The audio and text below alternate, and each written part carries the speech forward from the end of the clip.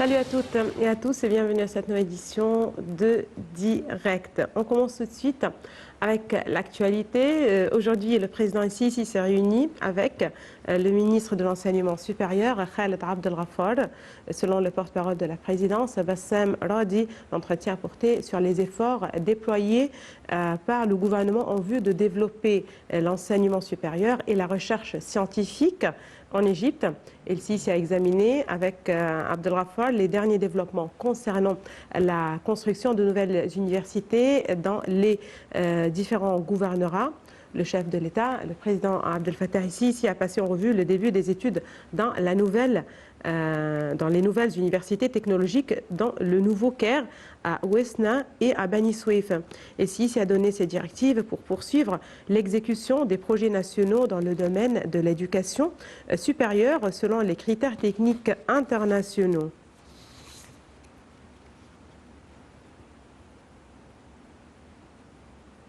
Le chef de l'État s'est entretenu aujourd'hui aussi avec la ministre de la Santé, Dr Hala Zayed.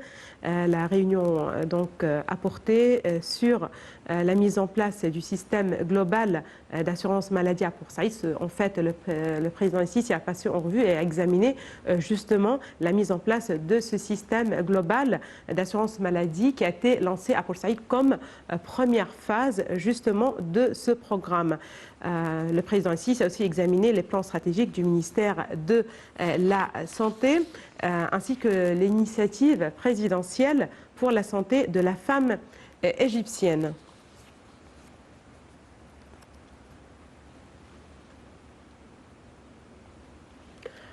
Le président ici a rassuré les citoyens à faible revenu qu'il suivait lui-même le problème justement de la purification des cartes d'approvisionnement, faisant état de l'adoption de mesures nécessaires afin de préserver les droits des citoyens.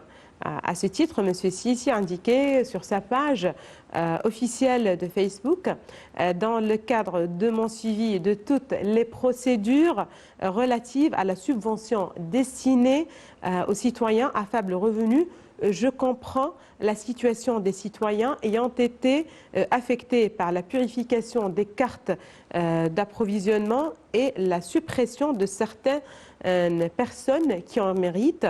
Je leur dis, je cite, « Rassurez-vous parce que je suis moi-même ces procédures et je vous confirme justement que le gouvernement est totalement engagé à adopter tout ce qui est nécessaire afin de préserver les droits des simples citoyens et dans le cadre de la réalisation de l'intérêt du citoyen et de la patrie. »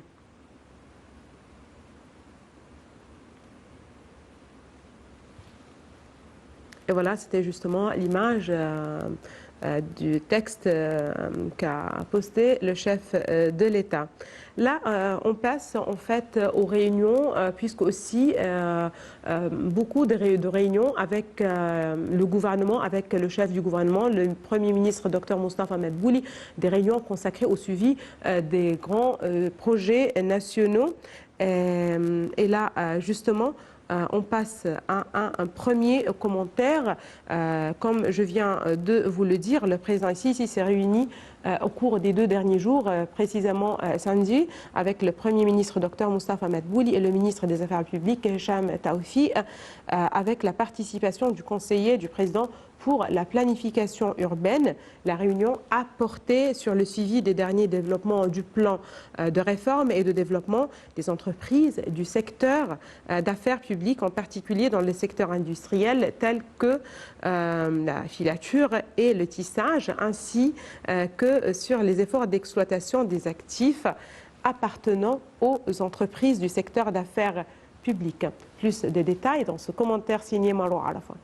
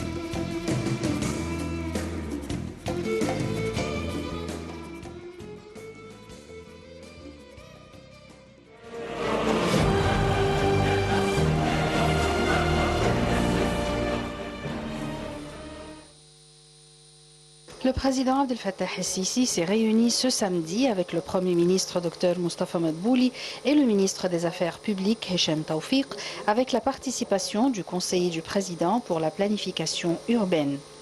La réunion a porté sur le suivi des derniers développements du plan de réforme et de développement des entreprises du secteur d'affaires publiques, en particulier dans les secteurs industriels tels que la filature et le tissage, ainsi que sur les efforts d'exploitation des actifs appartenant aux entreprises du secteur d'affaires publiques. Le chef de l'État a donné ses directives de poursuivre la mise en œuvre de réformes globales du secteur des entreprises publiques et a également ordonné de poursuivre le plan de renforcer l'industrie textile afin de la ramener à son époque antérieure, s'inscrivant dans le cadre de la tendance générale du développement adoptée par le pays qui contribue à soutenir l'économie nationale, d'autant plus que l'industrie textile est l'une des industries à forte intensité de main-d'œuvre. Pour sa part, le ministre du secteur des entreprises publiques a passé en revue les efforts de développement du secteur textile et expliqué les étapes nécessaires à la modernisation de ce secteur en termes de développement d'usines, de transformation et de fabrication. La réunion a également porté sur les plans de développement de la Société égyptienne de commerce de médicaments affiliée au secteur des entreprises publiques visant à contribuer à la fourniture de médicaments sur le marché local. La réunion a également abordé la présentation de l'initiative PONT qui lancera bientôt sa première phase visant à activer le commerce extérieur de l'Égypte à partir d'opérations d'importation et d'exportation en lançant une série de services pour les exportateurs et les importateurs en relation avec les pays du centre et ouest d'Afrique et l'arrivée des produits égyptiens dans de nombreux pays africains par la liaison de navigation entre les ports de Ain es-Sokhna, de Mombasa au Kenya.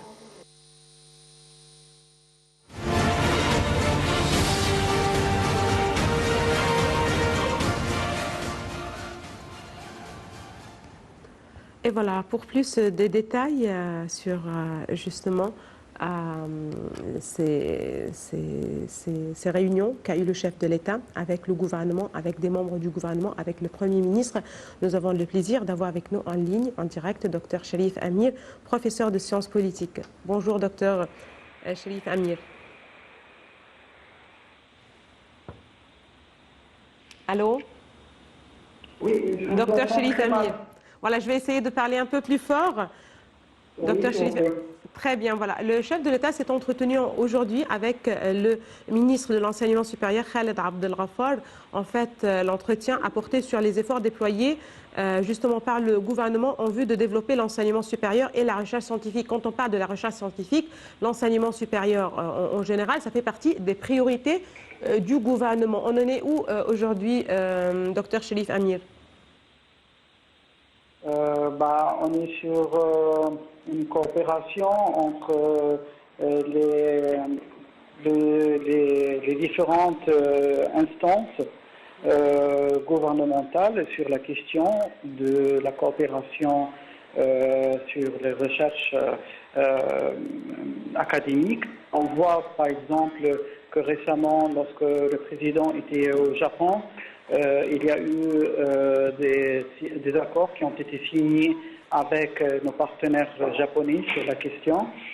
Et il y a des échanges qui sont faits sur l'introduction de tous les moyens technologiques pour l'amélioration des méthodes de recherche, que ce soit dans les secteurs scolaires ou les secteurs universitaires ou même les centres de recherche égyptiens. Très bien. Aussi, parmi les priorités de l'État, c'est d'encourager en fait l'enseignement technique et technologique. Là, aujourd'hui, le chef de l'État a aussi discuté justement, il a passé en revue plutôt le début des études dans les nouvelles universités technologiques dans le nouveau Caire, à Khoesna et à Bani Souef, un intérêt apparemment particulier à ces universités technologiques.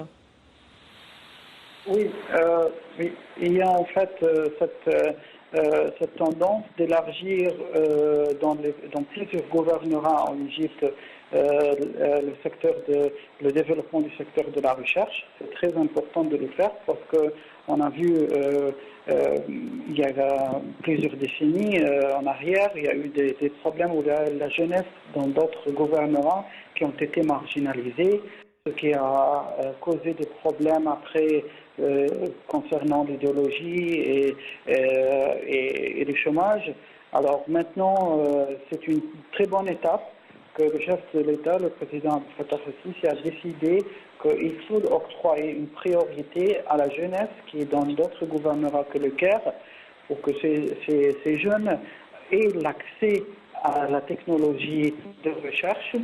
On voit qu'il y a des talents partout en Égypte, parmi la jeunesse. Le président a parlé de cela avec la jeunesse elle-même durant les conférences et ils ont exprimé leur enthousiasme, qu'ils sont prêts à accéder à ces centres de recherche et que l'État était prêt aussi à entendre leurs initiatives. Je crois que le moment est venu d'exploiter exploiter ces talents, de comprendre ce que les jeunesses peuvent offrir. Ce n'est pas uniquement au Caire, mais c'est partout en Égypte. Et c'est comme ça qu'on va voir une amélioration, une vraie amélioration qui est basée sur la personne, sur l'étudiant lui-même, qui va donner quelque chose à son pays. Très bien. Les dossiers, parmi les dossiers prioritaires, il y a aussi le dossier de la santé. Et là, il faut justement rappeler qu'il s'agit du système global d'assurance maladie qui a été lancé à Port Saïd comme première phase, justement. Quel regard vous avez justement sur le programme et sur son lancement dans la ville de Port Saïd? Bien sûr, c'est une initiative qui a été faite par l'État et c'est une initiative très positive parce que Port Saïd a vécu des moments très difficiles les dernières années et que maintenant l'État commence à faire ses premières étapes de couverture médicale assurance universelle, c'est-à-dire que le citoyen est une priorité, le citoyen égyptien est devenu maintenant la cible de ce travail que le président de Fattah al-Sisi a initié, commençant par l'hépatite C, qu'il n'y aura plus une liste d'attente dans les hôpitaux. Alors maintenant, on voit pour Saïd cette initiative qui a eu des échos partout. Je crois que ce sera un exemple pour les autres gouvernorats. Il y aura bien sûr certaines défaillances qui vont être corrigées et c'était pour cela on a commencé par Port Saïd pour examiner les failles et les lacunes qu'il faut combler et qu'il faut rectifier avant que ça soit globalisé partout en Égypte. C'est une très bonne méthode de compréhension de la situation. C'est une façon d'étude. Je crois l'assurance universelle complémentaire qui se sera appliquée en Égypte partout, ça sera une étape inédite au Moyen-Orient, dans les pays arabes et aussi en Afrique, qu'il y aura une telle assurance. Bien sûr, cela donne plus de force à la main-d'œuvre égyptienne qui va sentir non seulement qu'il faut travailler, mais il y a aussi un État qui est derrière le citoyen, qui le protège, qui lui donne une garantie de sécurité sociale et contre les maladies. Très bien. Quand vous parlez justement de cette réflexion, quand on parle de notions comme la sécurité, là il faut aussi rappeler que le président ici s'est tenu à rassurer les citoyens à faible revenu, justement qu'il suivait lui-même le problème de la purification des cartes justement d'approvisionnement. Hier, sur sa page Facebook, il a justement écrit que dans le cadre de son suivi justement de toutes les procédures relatives à la subvention destinée aux citoyens à faible revenu, je comprends la situation des citoyens ayant été affectés par la purification des cartes d'approvisionnement et la suppression de certaines personnes qui en méritent. Il a tenu justement à les rassurer parce qu'il suit lui-même ces procédures. Comment voyez-vous justement cette déclaration, vous, docteur Cherif Amir? Bien sûr, cette déclaration, elle était attendue. Et le président ici, depuis le premier jour de son mandat, il a cette façon de sentir les besoins du peuple à un certain moment et il répond à ces besoins en les rassurant. Et je trouve que le fait qu'il a fait cette déclaration hier, c'est une déclaration qui a eu un écho très positif parmi les Égyptiens, parce que c'est exactement, justement, c'était une question qui a suscité un certain débat dans la société égyptienne, que certains qui sont parmi la couche de faibles revenus, ils étaient affectés. Et c'est très bien qu'ils ont exprimé ça dans beaucoup de sources de médias à un certain moment. Et le président, il a non seulement les rapports devant lui sur son bureau, mais il a aussi sa façon de entendre les gens, à savoir qu'est-ce qu'ils ont comme question sur ces affaires sociales critiques. Je crois que le président a répondu positivement sur cette question. Il a assuré que c'est une des étapes, c'est-à-dire il y aura d'autres étapes. Et comme nous le savons tous, rien ne peut être fait du jour au lendemain. L'Égypte, malheureusement, a eu un recul énorme les dernières années avant 2014. Le moment où le président Sisi a été démocratiquement élu en 2014, les choses ont été claires, qu'on va travailler ensemble. C'est bien que le président est là pour écouter le peuple et c'est très très positif qu'il a une franchise avec le peuple, à leur dire on va commencer les choses étape par étape, on va rectifier certaines choses. C'est une franchise que je peux l'appeler un contrat social entre le président et le peuple égyptien, qu'on va discuter ensemble, qu'on va trouver des solutions ensemble, qu'on va œuvrer ensemble. Et c'est ça que le président ici a promis dès le premier jour, qu'on arrivera, on aboutira à un statut social convenable et digne aux citoyens égyptiens, sauf à l'exception qu'on va travailler ensemble. Et je crois que sa communication hier a montré que c'est un président qui est soucieux du problème de son peuple, qui les écoute et qui répond à leurs demandes. Très bien. Merci beaucoup de vos précisions, Dr Cherif Amir. Vous êtes professeur de sciences politiques. Merci beaucoup. Et là, on enchaîne justement avec cette déclaration qui a été aussi faite par le chef de l'État. Il a précisé que l'islam rejetait toute forme d'extrémisme et de terrorisme et incitait à la paix, à la sûreté et à la construction ainsi qu'à la coexistence pacifique entre les humains. Le président ici s'est dit, ou c'était plutôt fermement engagé, à éradiquer le terrorisme malgré les tentatives et qui ne finissaient pas pour perturber la stabilité de la patrie. Yala Choucha et Marwa Arfa.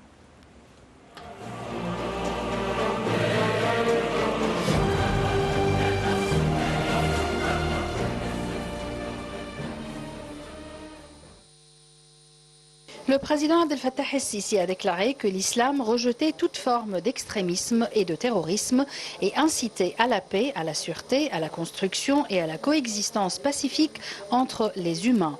Le chef de l'État a donné ses directives lors d'une réunion tenue ce dimanche avec le Premier ministre Mustafa Madbouli et le ministre des Waqf Mukhtar Gouma, d'œuvrer à réaliser la stratégie du ministère visant à lutter contre l'idéologie extrémiste et fondamentaliste, à enraciner la véritable compréhension de l'essence de l'islam. Le président Sisi s'était fermement engagé à éradiquer le terrorisme malgré ses tentatives qui ne finissaient pas pour perturber la stabilité de notre patrie. En août 2019, un acte terroriste commis à l'aide d'une voiture signalée volée est survenu devant l'Institut national du cancer qui transportait une quantité d'explosifs roulés en sens inverse et les explosifs à bord de la voiture ont provoqué l'explosion lors de la collision. Selon un communiqué officiel du ministère de l'Intérieur, le mouvement Hasm appartenant à la confrérie des frères terroristes qui est derrière cette opération lâche. 20 personnes ont trouvé la mort et 47 autres ont été blessées dans cet attentat. Et en mai 2019, 17 personnes, dont des Sud-Africains et des Égyptiens, ont été blessées dans une attaque à la bombe près des pyramides de Giza. Cet acte lâche visait en premier lieu à affaiblir l'économie égyptienne, le tourisme et la stabilité du pays. Depuis l'an 2018, l'Égypte a annoncé sa guerre sur le terrain contre le terrorisme et le groupe de la confrérie des frères terroristes, et selon laquelle les forces de l'ordre, sous l'autorité du président de la République, commandant suprême des forces armées, avaient commencé un plan exécutif de concert avec toutes les institutions étatiques pour éradiquer les éléments et les organisations terroristes et criminelles dans le nord et le centre du Sinaï, dans des parties du delta de l'Égypte, dans le désert et dans l'ouest de la vallée du Nil.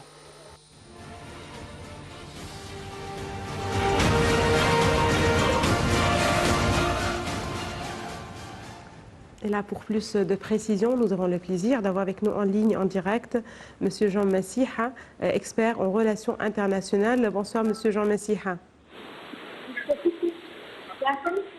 C'est à moi que tu parles, là. Allô, bonsoir, docteur Jean Massiha. Ouais. Allô, bonsoir. Oui, bonsoir, madame. Voilà, est-ce que vous m'entendez? Parfaitement. Très bien. Le chef de l'État, en fait, s'était fermement engagé à éradiquer le terrorisme, malgré les tentatives, justement, qui visent à perturber la stabilité du pays. Il a donné ces directives lors d'une réunion tenue avec le Premier ministre Mostafa Madbouli et le ministre de Waqf Mohamed Mukhtar Goma, devrait à réaliser la stratégie du ministère visant à lutter contre l'idéologie extrémiste et fondamentaliste, à enraciner la véritable compréhension de l'essence de l'islam. Comment vous voyez-vous justement les efforts déployés dans cette direction? Ben écoutez, je pense que le président Al-Sisi a parfaitement raison. Le terrorisme est un fléau mondial. Le terrorisme n'a ni religion ni patrie. Je pense que le terrorisme, en tout cas l'idéologie islamiste, est née en Égypte par un courant de pensée qui est incarné par les frères musulmans. Il y a bien sûr une porosité entre l'idéologie des frères musulmans et le terrorisme. Et je crois que le président de la République égyptienne Al-Sisi a déclaré il y a quelques années qu'un terroriste est un frère musulman au stade terminal, en phase terminale. Il a parfaitement raison. Je pense qu'il y a un terreau idéologique fertile provoqué par les frères musulmans dont se nourrissent finalement les actes criminels. Donc je pense que la lutte contre le terrorisme implique plus globalement une lutte contre l'idéologie fondamentaliste. Et je pense que l'Égypte du président Al-Sisi est aux avant-postes de la lutte contre cette idéologie qui défigure à la fois l'islam, mais également l'Égypte et le monde. Donc je crois que c'est très important de lutter contre cette pensée mortifère qui effectivement nuit non seulement à l'Égypte en tant que pays, mais nuit également à l'islam en tant que religion. Donc, enfin, toute personne normalement constituée, quelle que soit sa religion, ne peut être qu'en accord avec les efforts du président Al-Sisi d'éradiquer à la fois l'idéologie intégriste, mais également, bien sûr, les actes criminels qui sont commis au nom de cette idéologie. D'accord. Quand on voit justement les efforts déployés par l'Égypte pour éradiquer le terrorisme, pour faire face à ce fléau, à ce phénomène qui frappe partout dans le monde, devant l'ONU, dans son discours justement à New York, à plusieurs reprises, le chef de l'État a mis l'accent justement sur cette guerre que l'Égypte mène contre le terrorisme. Il a mis en garde justement contre ces phénomènes. Il a appelé à une action commune justement pour faire face à ce fléau. Comment voyez-vous justement ces appels et comment voyez-vous aussi les efforts déployés en ce sens ici en Égypte? Il y a la campagne ou l'opération globale de Sinaï 2018 qui a été lancée et justement et qui réalise justement des progrès consécutifs certainement, surtout dans le nord Sinaï. Ben, écoutez, le problème c'est que la nébuleuse islamiste est une nébuleuse transnationale. Il y a une espèce de multinationale en fait du terrorisme islamiste et bien entendu, même si l'Égypte joue un rôle majeur, étant entendu que cette idéologie est née en Égypte avec les frères musulmans à la fin des années 20 par Hassan el-Banna qui était le fondateur de la confrérie des frères musulmans. bien entendu, le phénomène ne se réduit pas à l'Égypte, même si l'Égypte, en tout cas le pouvoir égyptien, doit être aux avant-postes de la lutte contre les intégristes. Mais évidemment, comme cette idéologie s'est répandue comme une lèpre à travers le monde, et singulièrement en Europe et dans le reste du Moyen-Orient et même aux États-Unis, je pense que le fait que l'Égypte montre un peu le chemin de la lutte contre cette idéologie était vraiment très important. Parce que derrière, effectivement, les pays vont prendre exemple en quelque sorte sur l'Égypte pour également essayer de contrecarrer, d'éradiquer à la fois de manière sécuritaire, bien sûr, parce que la lutte contre le terrorisme est une lutte sécuritaire, mais pas seulement. Ça ne se réduit pas, enfin là, en tout cas la lutte contre l'islamisme politique ne se réduit pas à des considérations sécuritaires qui impliquent la police et l'armée, comme c'est le cas au Sinaï, mais elle implique également une lutte idéologique. Et donc je pense que des institutions comme Al-Azhar doivent jouer un rôle pour montrer que l'idéologie islamiste est une dénaturation de l'islam et qu'on peut tout à fait être un musulman, un bon musulman même, sans verser, si vous voulez, dans une idéologie intégriste. Et je pense que l'Égypte joue un rôle à la fois, je dirais, sur l'idéologie, sur la lutte idéologique contre l'islamisme terroriste, mais aussi dans l'aspect sécuritaire et militaire de la lutte contre ce fléau. Donc c'est une double lutte en fait, c'est une lutte intellectuelle, mais également une lutte avec les armes. Très bien, je vous remercie infiniment, Monsieur Jean Messiha, vous êtes expert en relations internationales. Merci beaucoup de vos précisions. Madame, Monsieur, merci vous aussi de nous avoir suivis ce soir. Excellente soirée à toutes et à tous et excellente suite de programme sur International.